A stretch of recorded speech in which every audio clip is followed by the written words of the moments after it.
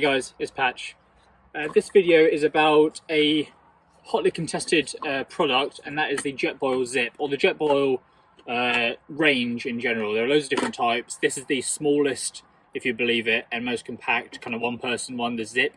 There's the Flash, the Java, the Sumo, and all sorts of different ones. Different sizes, different USPs, etc.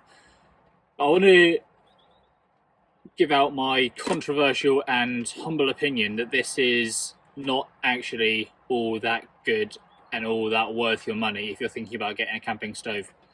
The reason why I think a lot of people like this is because it's all one package, everything's in one. I'll just break it out. You've probably seen these kind of things before, so I won't bore you with the details, but I'll just set it up.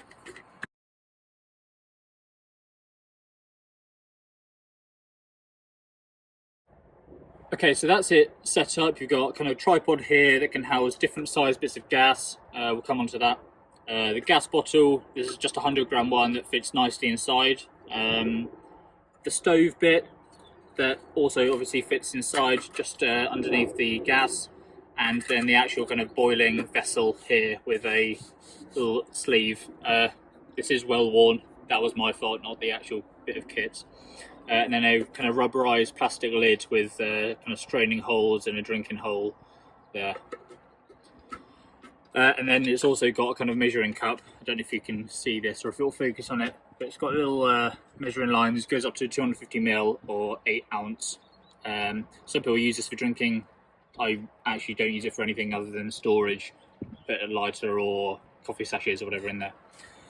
Anyway. So I think the reason why people like this is because all this comes in one pot. It all fits inside itself, and it's very satisfying and gives you a warm fuzzy feeling that everything's packed away and nice and you've got everything. But if you think about it logically, you can get the same effect with far less weight and far less money, and you don't really miss out on any of the things that this offers. So what I'm going to do is I'll show you an alternative, and then we'll compare the two and you can make a decision based on that. I'm not trying to preach anything here, I'm just saying why I don't really get the whole hype about Jetboil and why people get mad about it and why people think I must get a Jetboil, I'm going camping. That's how I'm going to cook my food, okay? So what I tend to use instead is a small ultralight cook kit. Okay, all this is, I'll put a video to my kind of setup of this up here, but all it is a 4-way elastic band holding it all together, a Tokes titanium 550ml mug, a big mini lighter, and a BRS 3000 stove. Again, if you're interested in those bits, check out the video. I'll weigh these two together now, just to compare the weight initially, and then we'll talk about some different things.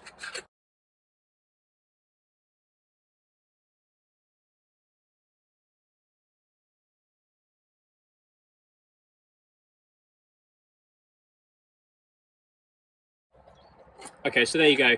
3.8 ounces, and this is over 3 times as heavy for essentially the same, solving the same problem. Okay, you're trying to boil water, make a brew, whatever. So not only is it plainly heavier than other alternatives that you can get, it's also much more expensive. I think when I got this, it was about £70. I looked earlier, and most of them were around about that that price. And people always say that ultralight kit's really expensive, but this, I think the pot I got for £26. The stove, which admittedly is a budget one, but is super good, really well endorsed, was about £15. So you're looking at just over, and then a lighter is pennies. So I think you're looking at just over half of what the Jetboil Zip costs, which is the cheapest one, cheapest, smallest, and most compact model. So I just don't get the logic behind getting this over getting something like this. If it's something that you want to be more versatile, like you want to have the legs, which admittedly this doesn't have, I've never really been in a situation that I've needed these legs. I just have a canister just like this on the bottom of my stove, and it rests fine. I can always find level ground. I'm not going.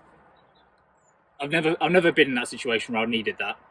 I always use it just because I've it's there, but I wouldn't lose sleep if I lost this.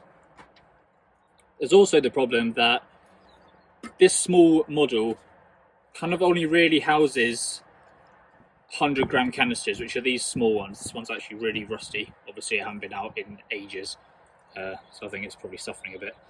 But these small 100-gram canisters fit nicely, admittedly, into the pot. But if you want to go any higher than that, if you're taking a longer trip, you need a 300, 500-gram canister. It starts getting a bit difficult, and you need to take extra canisters, which is just more faff. Another thing that this has, which I also don't really think it needs, is this little cup on the bottom. I've never actually used this to measure anything or drink out of. I don't know why you would. It just seems awful. I've used it for storage, which is fine, but anything I need to store, I can just store inside this. With a 100-gram gas canister inside this, there's plenty of room for coffee sachets, little washing up sponge, scouring pad, whatever. So that's fine, I'm not losing out. This little sleeve here is also an additional thing that this doesn't have.